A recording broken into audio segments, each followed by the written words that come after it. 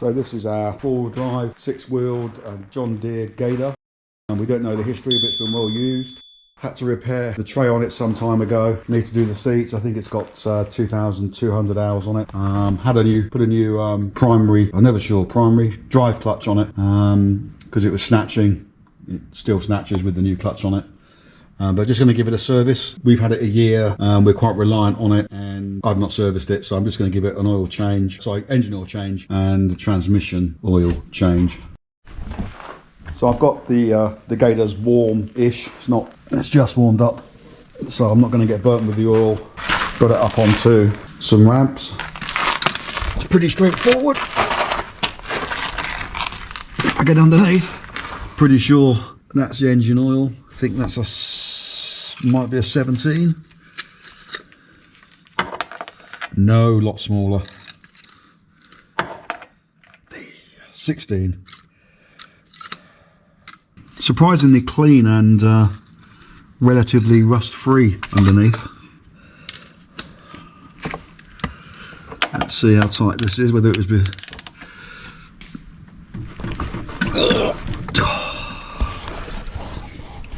I was hoping not to put that bar on there. There it goes. And I'm going to have to lower it down off of the ramps to get all the oil out. There we go. I think it was due a change, so I'm going to let that go for a bit. So looking at the oil that we've drained out, it doesn't look particularly cloudy. It doesn't look like there's any water in it. Can't see any metal flakes. It just looks quite old, so I'm pleased we're doing this now because I think it was in need of a change. So this looks like the transmission fluid drain plug. Look, if you can see that, I think I can only get a spanner in there, so I'll go and find a ratchet ring spanner and see if we can get that open. So a 13mm ring spanner. Can't get a socket in there, which is a bit annoying.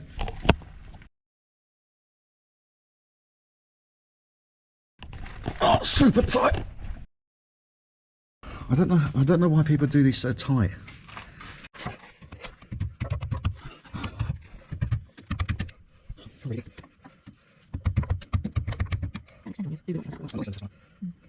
Alright. So the 13 isn't really 13, it's ½ inch.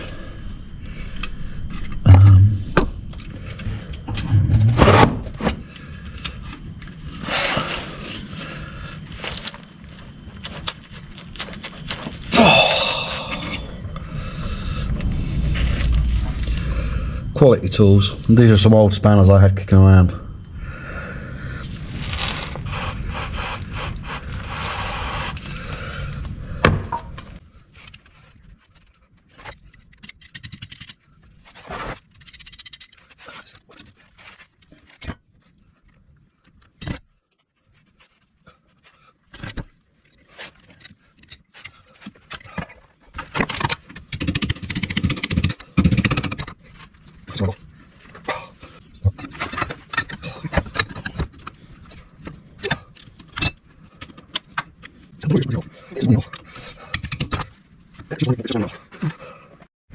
So here's the drain plug.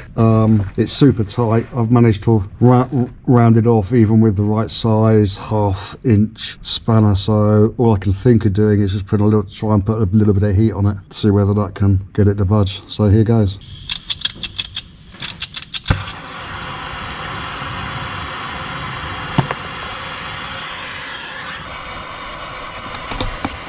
Well, there's smoke at the top. You need to go and have a look, see what that is.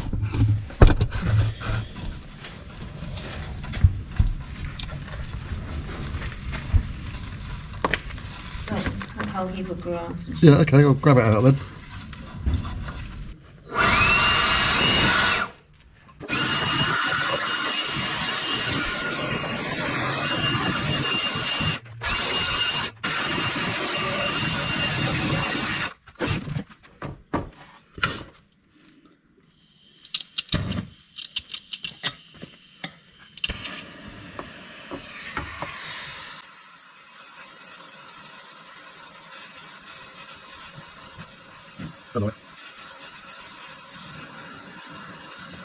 Yeah.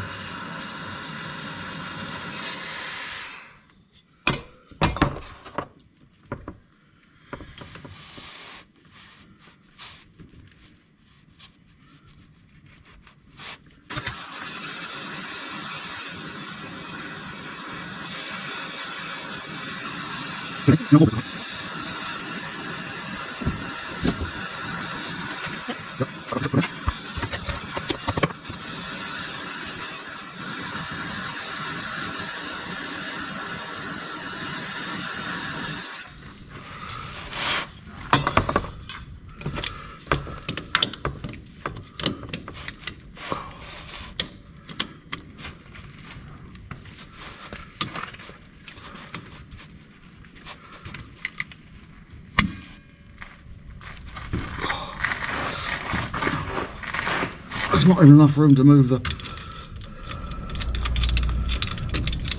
mole grips. It's bloody ridiculous. If I got them on the end.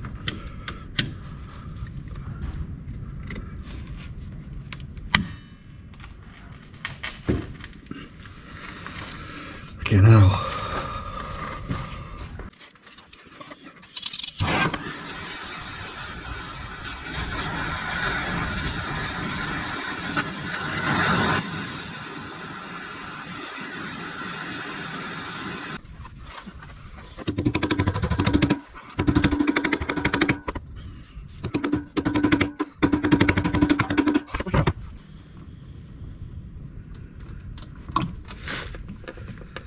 That was quite clear.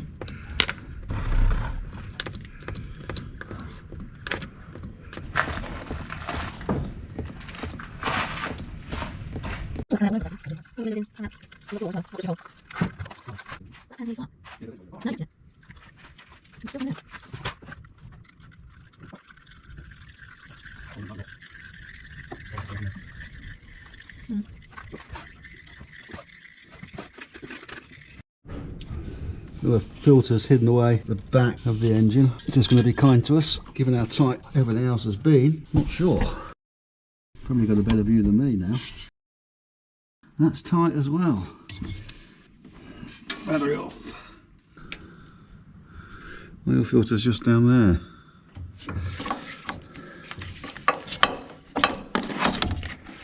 Leave the battery off for a second. What we got here? That going to be easier with that off?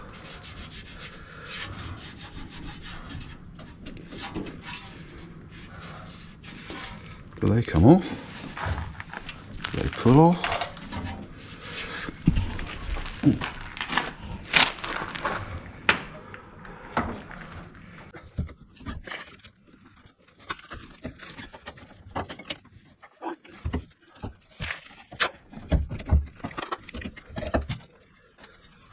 Can finally get to the oil filter. Right in there.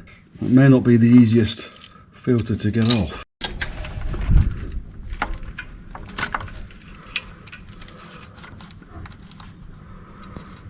Might be okay.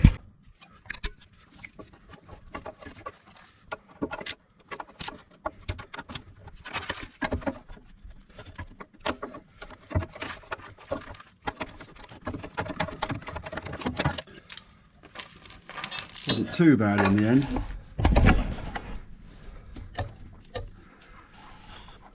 So here's a new filter. It's actually cheaper to buy an original John Deere filter from the local John Deere dealer than it was to get one online. So I'm just going to put a little bit of oil around the rubber there. These only need to be hand tight.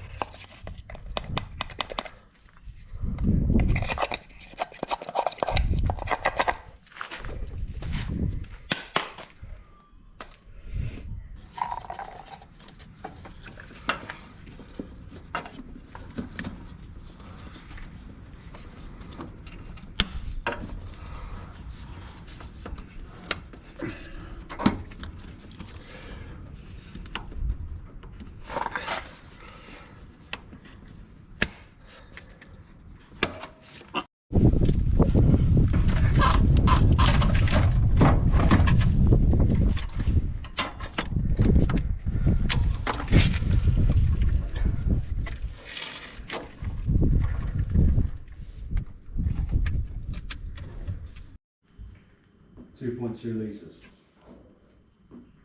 Yeah. We'll look up the. So we need 4.7 litres. These are 2.5 litres each.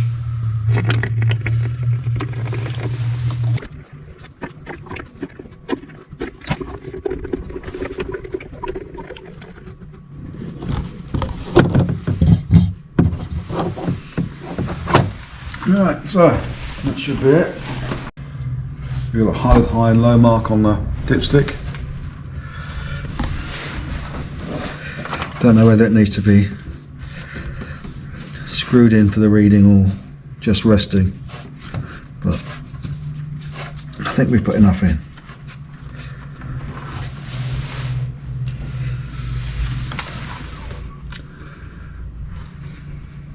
Hard to see, but I think it's up the dipstick. Right. Just check the engine oil after that's settled.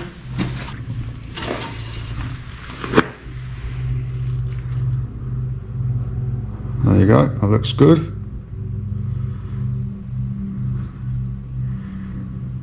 No specific high and low on the dipstick, but it's above. I assume that the hashed area is minimum. We measured it out, so